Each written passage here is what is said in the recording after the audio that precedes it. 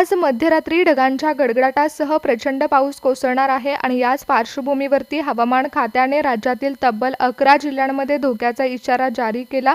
आज राज्यातील हवामानामध्ये विचित्र बदल घडला असून अरबी समुद्राकडून वेगाने येणारे शक्तिशाली वारे आता आपली दिशा बदलत आहेत। समुद्राच्या मध्यभागीच एक महाकाय ढग निर्माण झाला आणि हा ढग पाण्याने पूर्णपणे तुडुंब भरलेला असून तो थेट आपल्या राज्याच्या दिशेने वेगाने सरकू लागलाय। सर्वात भयानक गोष्ट म्हणजे हा महाकाय ढग आज मध्यरात्रीच महाराष्ट्रावरती कोसळणार आहे।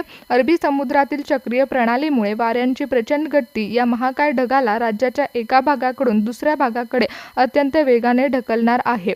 समुद्रावरून येणारे सोसाट्याचे वारे जेव्हा किनारपट्टीवरून पुढे सरकून थेट उंच पर्वतरांगा आणि घाट माथ्याला धडकतील तेव्हा पावसाचा भयानक तांडव सुरू होणार आहे। काहीच तासांमध्ये सकल भागामध्ये पाणी साचणार आहे आणि नद्यांच्या पाणी पातळीमध्ये देखील वाढ होणार आहे। वाऱ्याची दिशा बदलल्यामुळे हा पाऊस अंतर्गत भागामध्ये सरकेल आणि जिथे पावसापेक्षाही जास्त विजांचा प्रचंड कडकडाट आणि वादळी वाऱ्याचा फटका बसणार आहे।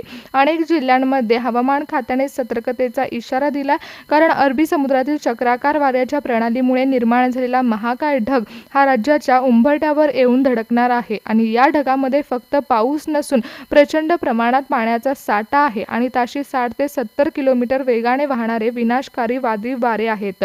हवामान खात्याने आज मध्यरात्री राज्यातील तब्बल 11 जिल्ह्यांना धोक्याचा हाय अलर्ट जारी केला।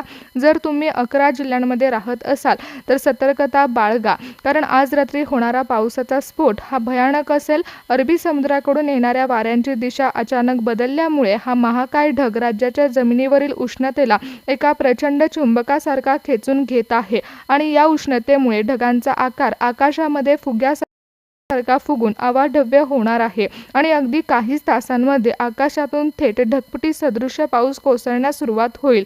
एकाच वेळी कोसळणारे पाण्याचे महाकाय साठे आणि विजांचा प्रचंड कडकडाट यामुळे मध्यरात्रीच्या अंधारात काही तासांमध्ये पूर परिस्थिती निर्माण होण्याची दाट शक्यता आहे। हा पाऊस साधासुद्धा नसून ढगफुटी सदृश्य पाऊस आहे। हवामान तज्ज्ञांनी सांगितले की काल रात्री अरबी समुद्राच्या पृष्ठभागावरती समुद्राच्या पाण्याचं तापमान अचानक वाढलं होतं आणि या प्रखर उष्णतेमुळे समुद्रातील अब्जावधी लिटर पाणी वाफेच्या रूपात वर खेचलं गेलंय। यामुळेच महाराष्ट्रामध्ये कमी दाबाचा पट्टा तयार झालाय आणि हा पट्टा समुद्रावरील 1500 किलोमीटरच्या ढगाला आपल्याकडे खेचून घेत आहे।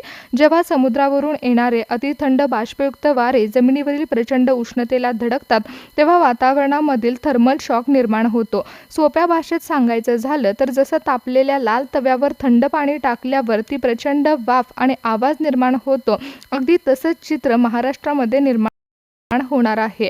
महाकाय ढगांची तीव्रता संपूर्ण महाराष्ट्रामध्ये सारखी नसणार आहे, तर हवामान विभागाने या धोक्याचं अत्यंत बारकाईने विश्लेषण करून महाराष्ट्राचे 3 मुख्य डेंजर झोन तयार केले आहेत। यातला प्रत्येक झोन हा काहीतरी वेगवेगळ्या संकटाला सामोरा जाणारा आहे। पहिल्या भागामध्ये हवामान खात्याने ढगफुटी सदृश्य पावसाचा इशारा दिलाय। अरबी समुद्राकडून येणारे प्रचंड वारे सर्वात आधी या विभागाला धडकणार आहेत। इथे वाऱ्याचा वेग हा ताशी 50 ते 70 किलोमीटर असणार आहे। समुद्रामध्ये 10 ते 15 फूट उंच लाटा उसळतील आणि इथे पावसाचं रूप भीषण असणार आहे। त्यानंतर दुसऱ्या झोनमध्ये पावसापेक्षाही जास्त भयंकर भीती ही विजांची असेल, कारण जेव्हा समुद्राची थंड हवा तापलेल्या वातावरणाला धडकेल तेव्हा आकाशामध्ये कोट्यावधी विजांचा प्रचंड कडकडाट होईल। त्यानंतर दुसऱ्या झोनमध्ये पावसापेक्षाही जास्त भीती असणार आहे ती विजांची, कारण जेव्हा समुद्राची थंड हवा तापलेल्या वातावरणाला धडकेल तेव्हा आकाशामध्ये विजांचा प्रचंड कडकडाट होणार आहे। त्यानंतर तिसऱ्या झोनमध्ये समुद्रावरून येणारे वारे जेव्हा सह्याद्रीच्या पर्वतरांगांना धडकतील तेव्हा ते ढग तिथेच अडकून पडणार आहेत आणि यामुळे घाटमाथ्यापासून ते डोंगर दऱ्यापर्यंत ढगफुटी सदृश्य पावसाचा इशारा देण्यात आला। हवामान खात्याच्या आजच्या अहवालानुसार हा महाकाय ढग संपूर्ण महाराष्ट्रामध्ये एकाच ठिकाणी थांबणार नाहीये, तर त्याची भ्रमंती अत्यंत वेगवान असणार आहे। आज मध्यरात्री जर तुम्ही महाराष्ट्रामध्ये राहत असाल तर ही परिस्थिती तुमच्यासाठी अतिशय महत्त्वाची आहे, कारण अरबी समुद्रामध्ये चक्रीय वाऱ्याचा प्रचंड वेग हा पाण्याने भरलेल्या ढगाला सर्वात आधी पहिल्या झोनकडे घेऊन जात आहे आणि प्रचंड वेगाने महाराष्ट्राच्या एका भागाकडून दुसऱ्या भागाकडे हा ढग सरकणार आहे।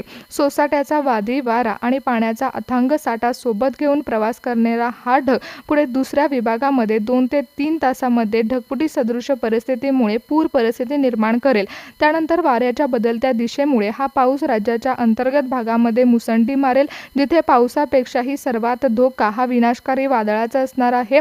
विजा कडाकणार आहेत. अवघ्या काही तासाच्या फरकाने महाराष्ट्राचं चित्र हे पूर्णपणे बदलून टाकणारा हा ढग महाराष्ट्रासाठी संकट घेऊन येत आहे आणि या ढगाची भ्रमंती ही अरबी समुद्राच्या किनारपट्टीपासून सुरू होणार आहे. अरबी समुद्रातील चक्रीय वाऱ्याच्या प्रचंड वेगाने पाण्याने तुडुंब भरलेला हा ढग सर्वात आधी किनारपट्टी भागामध्ये धडकेल. तिथे अगदी काही मिनिटांमध्ये आकाशात फुग्यासारखा हा ढग फुटेल आणि ढगफुटी सदृश परिस्थिती निर्माण करेल. म्हणजेच अवघ्या 1 ते 2 तासामध्ये 100 मिलीमीटर पेक्षा जास्त पाऊस एका जागी कोसळेल.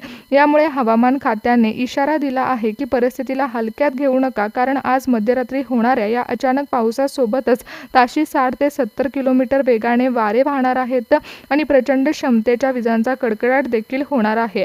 आज मध्यरात्री जर पाऊस आणि विजांचा कडकडाट सुरू झाला तर कोणत्याही परिस्थितीमध्ये घराबाहेर पडू नका असा इशारा देण्यात आलाय.